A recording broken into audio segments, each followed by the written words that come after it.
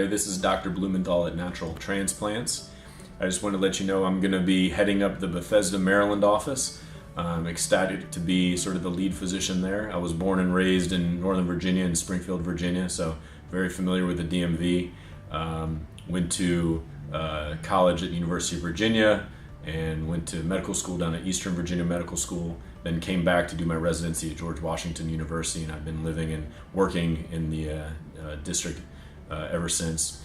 I live with my wife and family in Washington DC in the proper, and born and raised a Redskins fan, Caps fan, Bullets/Wizards fan, and now root for the Nats. So I'm familiar with the area, and I'm looking forward to meeting everybody and talking with everybody interested, and building that office out and doing good work for the people around Washington DC.